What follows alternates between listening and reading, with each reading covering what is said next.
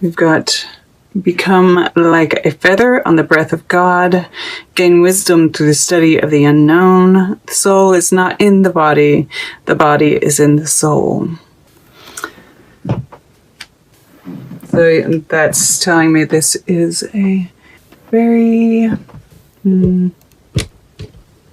spiritual. All right, so, I can't help it when I look at this. There's definitely somebody who is going through a Kundalini awakening watching this. For other, I say that because, of course, the snake here and temperance, and of course, a lot of other things as well. The high priestess, wheel of fortune, the world, all here. This world card touching the wheel of fortune and the high priestess. Just, it's like you've entered in the past. I'm kind of seeing this as for those that resonate with the Kundalini awakening, that awakening. This could be an awakening of any sort, though.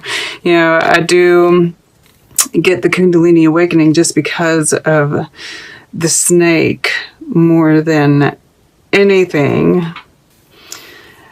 But yeah, I'm starting to realize, and because of Ujit here at the bottom, right? She is about the Kundalini awakening.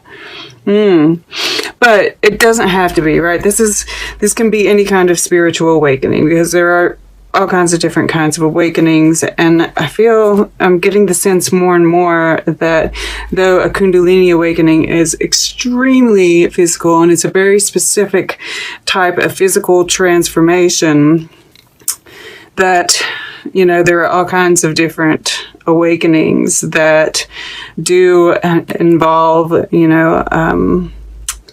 physical work, right? This alchemy that's I'm seeing happen, because in this nethet, in the under energy, the below energy, we see this green here, which is alchemy. Right? She is and this is part of it too, right? And of course this manifests physically as well, or more emotionally, I guess I should say. When I say physically, I mean kind of in the emotional, right? In the physical world, you're feeling this. It's not just something that's happening inside of your body, which it is.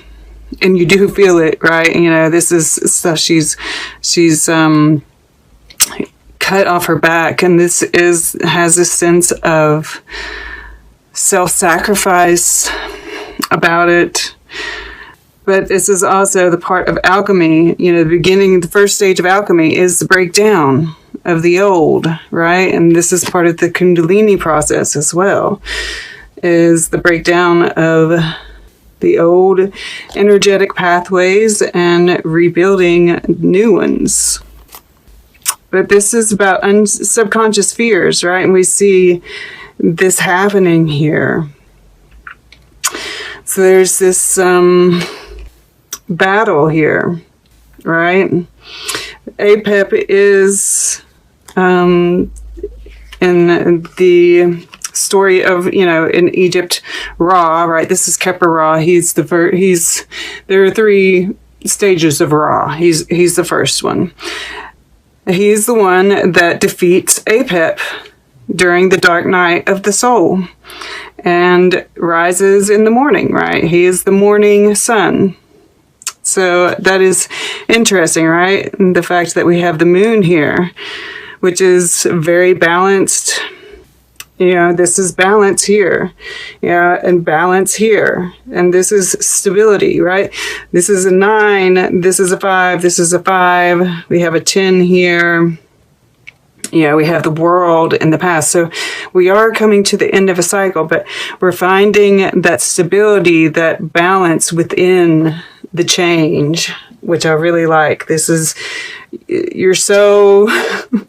and I'm really seeing the culmination of what we've been going through, right? This evolution that's been happening. And I'm really seeing this maturity really, show in some of these readings this time. It's really amazing.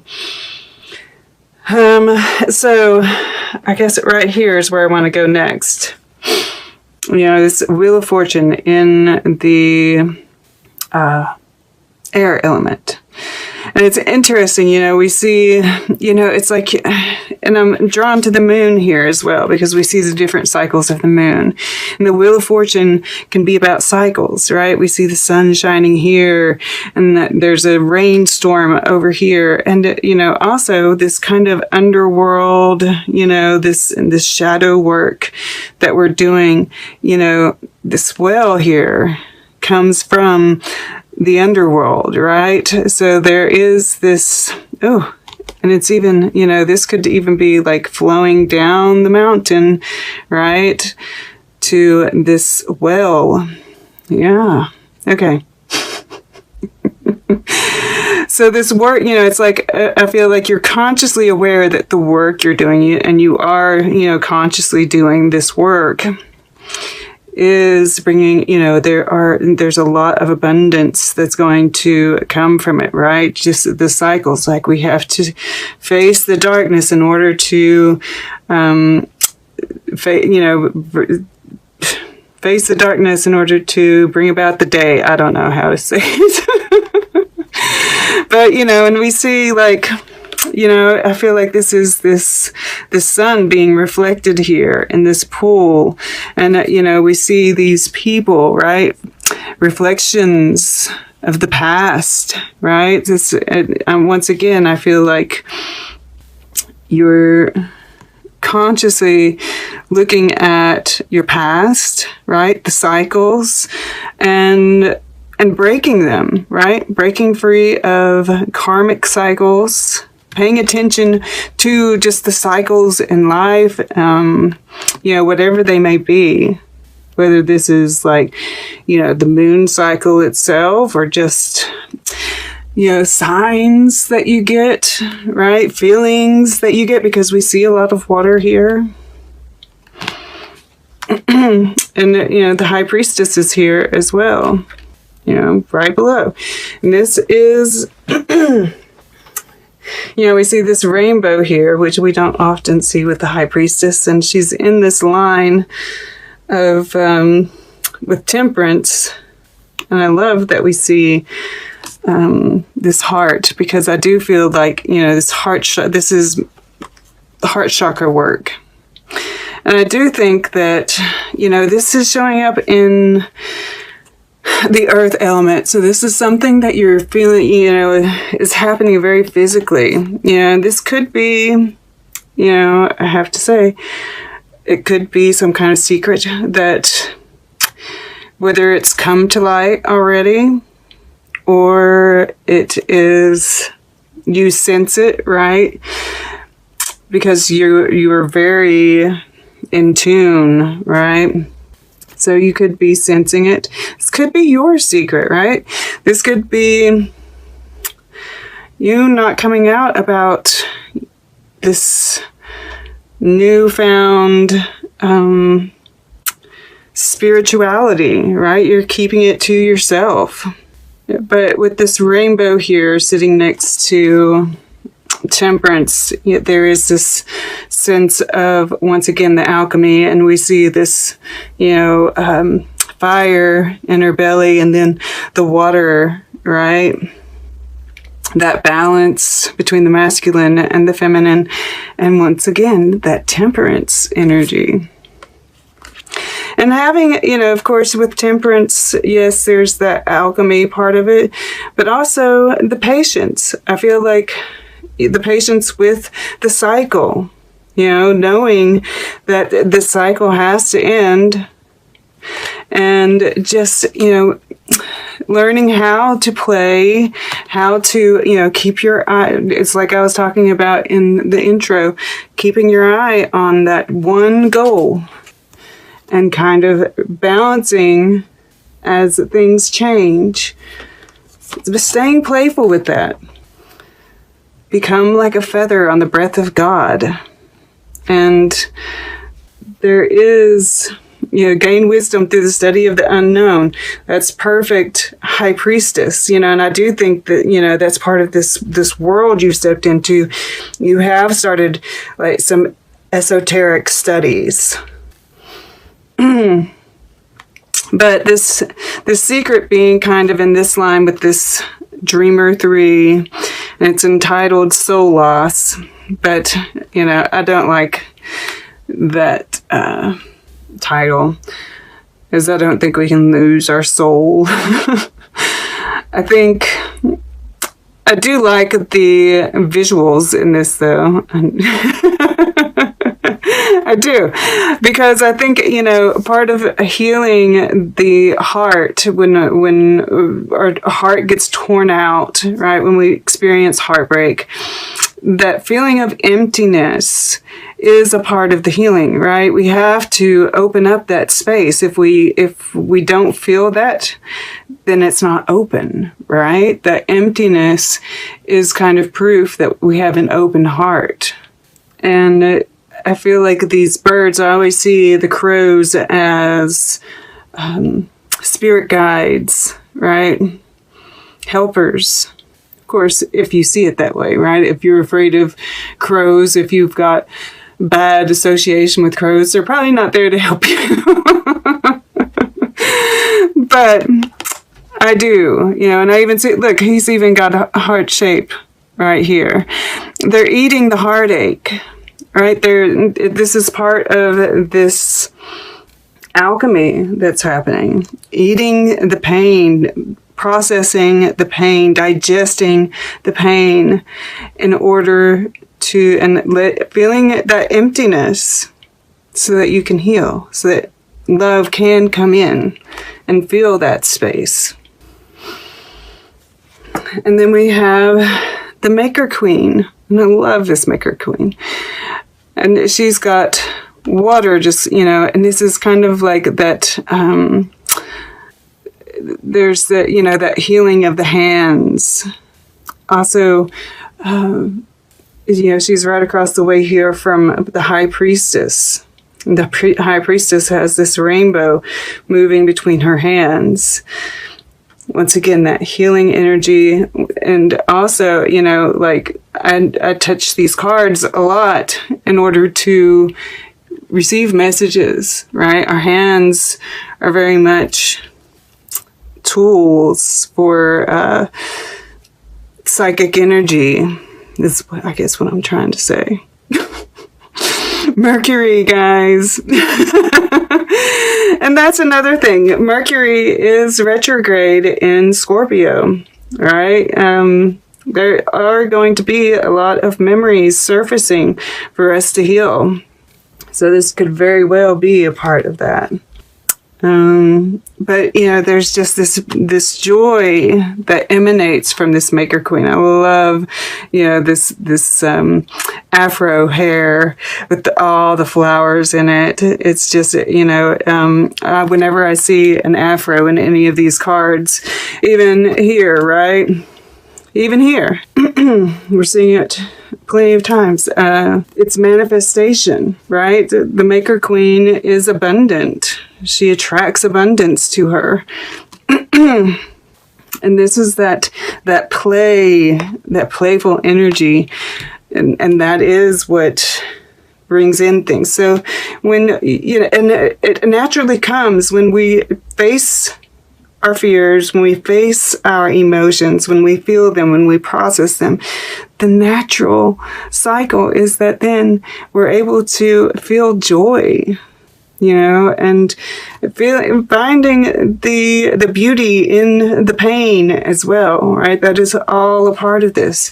Finding the beauty in all of our emotions and the healing in all of those emotions. We've been taught to see them in specific ways.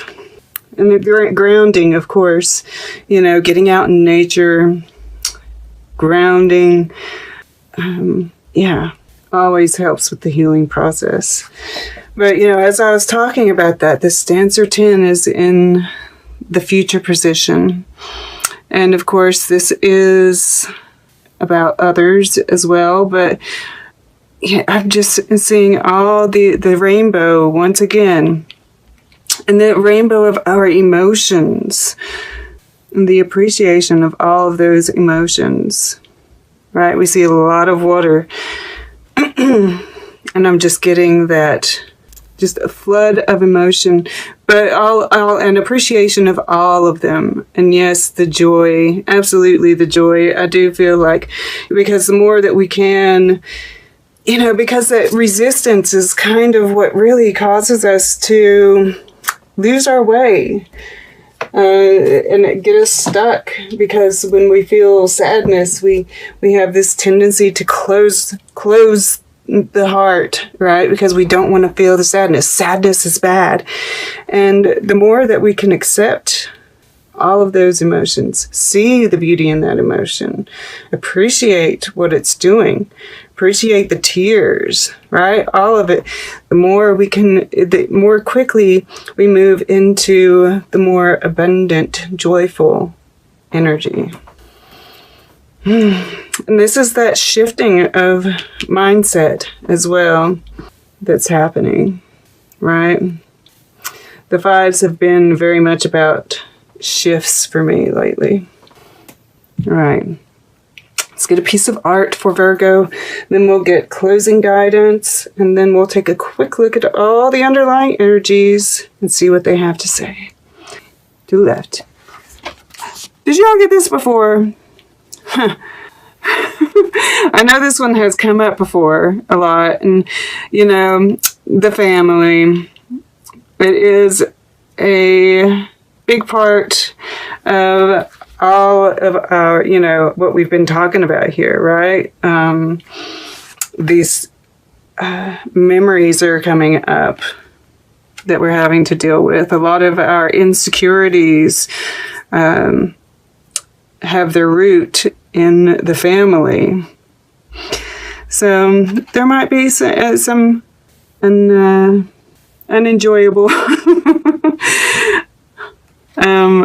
I get drawn to this picture down here, this stork with what looks like a fox or a beaver or something. It's like sticking its head down its throat. And, that's like the ibis, right? Egyptian. Thoth is the ibis. Tahuti, however you want to. So, there are these, I don't know what this is, but it's some kind of battle, too. And I'm just getting, a lot of this stuff, you could even go back to Greek mythology, myths, and just all that gets played out, right? It's all about family. But then I'm drawn to the rose here and the water, right? That by exploring this, there's that healing. Or this could be a tulip. I'm not sure what it is. Oh, it does look more like a tulip, actually. At any rate, a flower, which is innocence, right? That open window, but letting in the light, by shining a light on it, looking at it, there is healing. And then, of course, I always like to do this, and we see this, I feel like right now what I'm seeing is that path forward, right? And there's going to be all these little things that show up in the way, these little challenges that we just have to keep the focus forward.